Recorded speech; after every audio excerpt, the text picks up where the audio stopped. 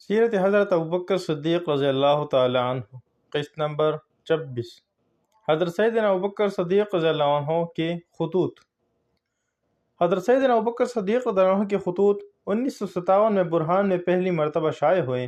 آپ رضی اللہ عنہ کے خطوط عربی میں تھے، جن کا انگریزی، اردو اور دیگر زبانوں میں ترجمہ کیا گیا۔ ذیل میں حضرت سیدنا ابوبکر صدیق رضی اللہ عنہ کے کچھ خطوط نمونے کے طور پر پیش کیے جا رہے ہیں، جو آپ رضی اللہ عنہ نے اپنے سپہ سالاروں اور دیگر مسلمانوں کے نام لکھے۔ یمن کے مسلمانوں کے نام خط۔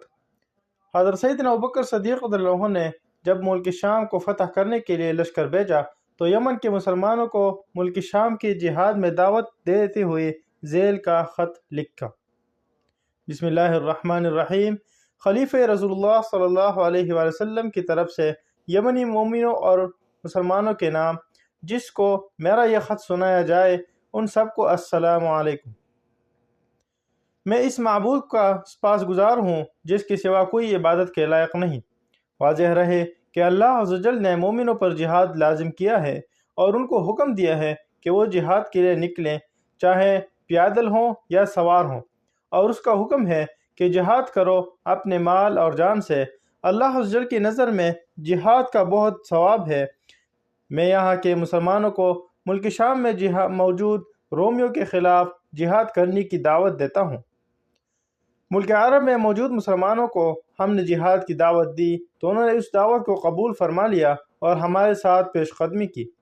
اللہ عز و جل آپ کے دین کی حفاظت کرے اور آپ کے دلوں کو ہدایت دے اور آپ کے اعمال کو برائیوں سے پاک فرمائے اور مجاہدین و صابرین کا اجر عطا فرمائے۔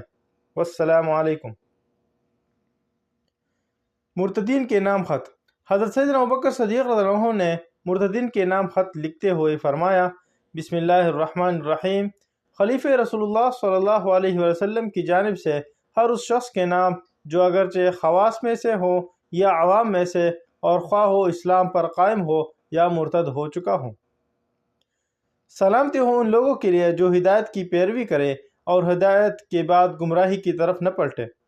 اللہ عز و جل کی حمد و ثنا جو وحدہ لا شریک ہے، اور میں گواہی دیتا ہوں کہ اللہ عز و جل کے سوا کوئی عبادت کے لائق نہیں، اور حضرت محمد مصطفیٰ صلی اللہ علیہ وآلہ وسلم ان کے رسول ہیں، جنہیں اللہ عز و جل نے ہمارے پاس حق دے کر بھیجا تھا کہ آپ صلی اللہ علیہ وسلم لوگوں کو اللہ عز و جل کی وحدانیت کا درس دے اور انہیں نیک کاموں کا اجر اور برائیوں کے انجام سے ڈرائے۔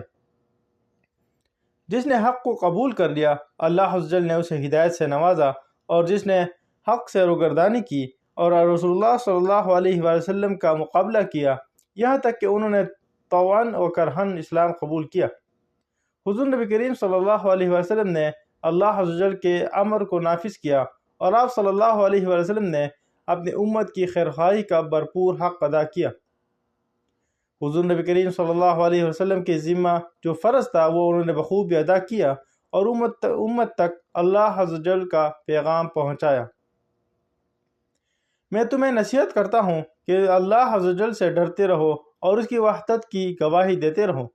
نبی کریم صلی اللہ علیہ وسلم پر پختہ ایمان رکھو اور ان کے نقش قدم پر چلنے کی کوشش کرو۔ اللہ کے دین کو مضبوطی سے تامے رکھو، اور جنہیں اللہ عز و جل نے ہدایت نہ دی وہ گمراہ ہوئے۔ جو لوگ گمراہ ہیں ان کا کوئی بھی عمل اللہ عز و جل کی بارگاہ میں قبول نہیں ہوگا۔ مجھے معلوم ہوا کہ بعض لوگ حضور نبی کریم صلی اللہ علیہ وسلم کے وصال کے بعد شیطان کے چالوں میں آ کر مرتد ہو گئے ہیں، حالانکہ اللہ عز و جل نے قرآن پاک میں متعدد مقامات پر اللہ عز و جل کی نے شیطان کے بارے میں خبردار کرتے ہوئے اسے ہمارا کھلا دشمن بتایا ہے، اور شیطان ہمیں دوزخ کا ایندھن بنانا چاہتا ہے، اس لیے ہمیں اس کی چالوں سے بچنا چاہیے اور اس کو اپنا دشمن سمجھنا چاہیے۔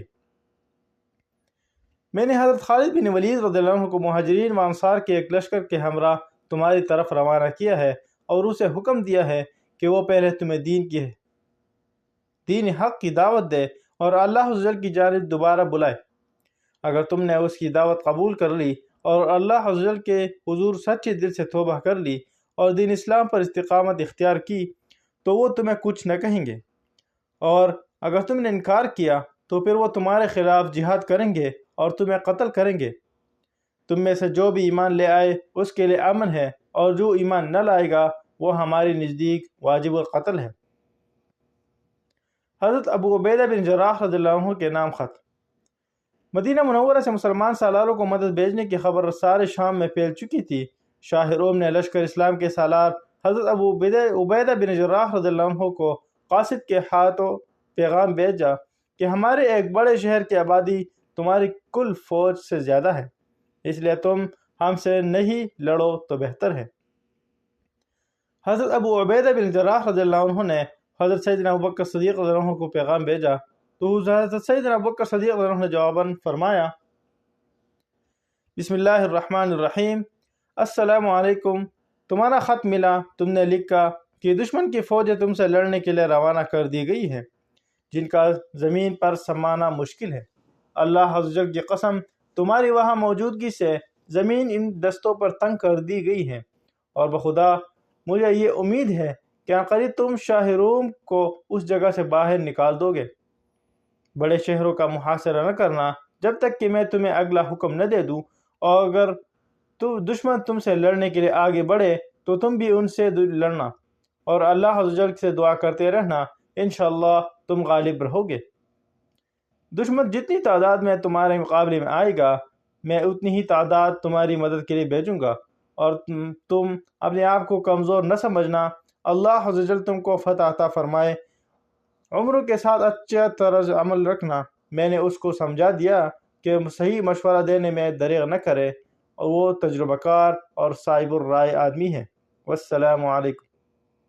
سلسلہ جاری رہے گا، باقی اگلے قسط میں انشاءاللہ تعالی۔